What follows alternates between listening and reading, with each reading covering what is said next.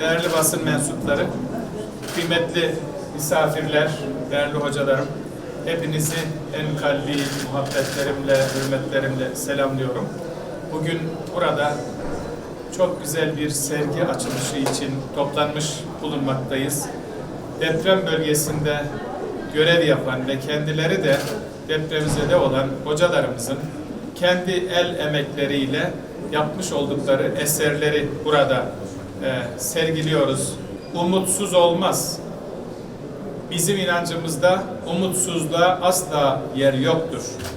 İşte umutları yeşertmek için bizim de bir şeyler yapmamız lazım. Umutların yeşermesine katkı sunmak için hocalarımızın yapmış oldukları bu eserler bizim için çok değerli, çok önemli. Güzel sanatlar bizim için çok önemli. Allah güzeldir, güzeli sever buyuruyor Peygamber Efendimiz. Dolayısıyla en büyük sanatkar olarak biz Rabbimizi kabul ediyoruz. En büyük sanatkar.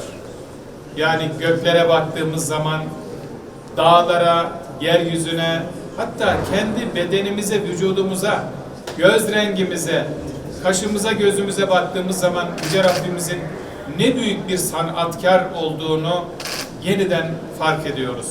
İşte Cenab-ı Hak yaratmış olduğu kullarına da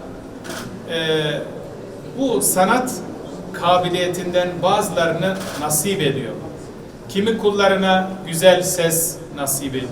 Kimi kullarına resim yapma kabiliyeti nasip ediyor.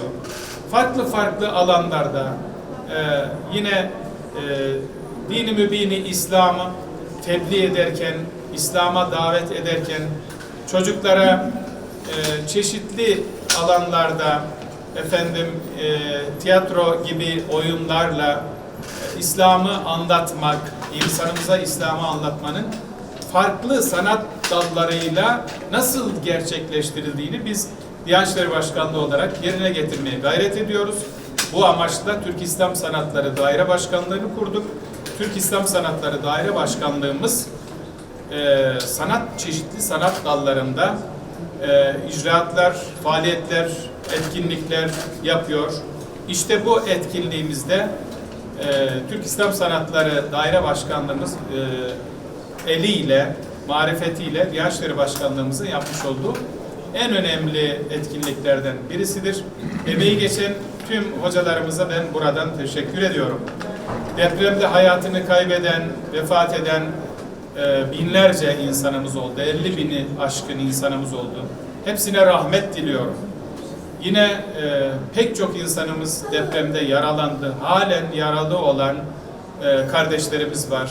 Onlara acil şifalar diliyorum. Diyanet İşleri Başkanlığı olarak bizler ilk anından itibaren şu ana kadar deprem bölgesinde depremzede kardeşlerimizin hep yanında olduk. Manevi ilk yardım çalışmalarımızla yanında olduk. Arama kurtarmayla yanında olduk. Cenaze defin işleriyle yanında olduk. Türkiye Diyanet Vakfımızın sıcak yemek ikramından tutunuz da maddi manevi her türlü desteği ile depremzede kardeşlerimizin yanında olduk.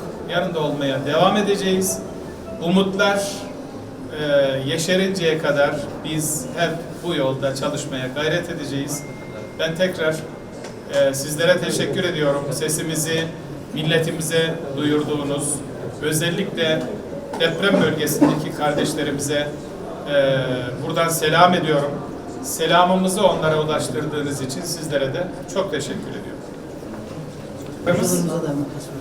Şimdi hocalarımızın deprem bölgesinde yaşayan, görev yapan hocalarımızın emekleriyle ortaya çıkmış olan bu güzel eserlerimizden oluşan sergimizi açıyoruz.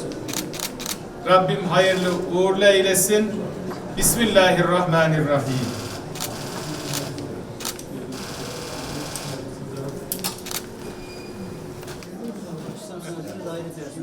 Tamam.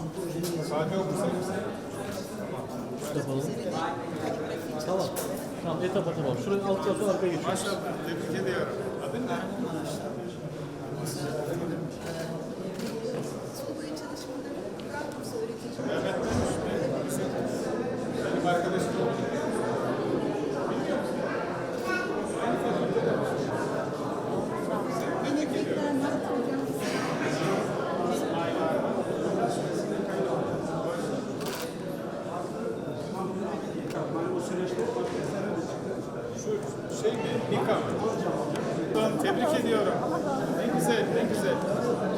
başlayalım burada. O farklı sanat, bu farklı sanat. Sen de çık. Gel anlat.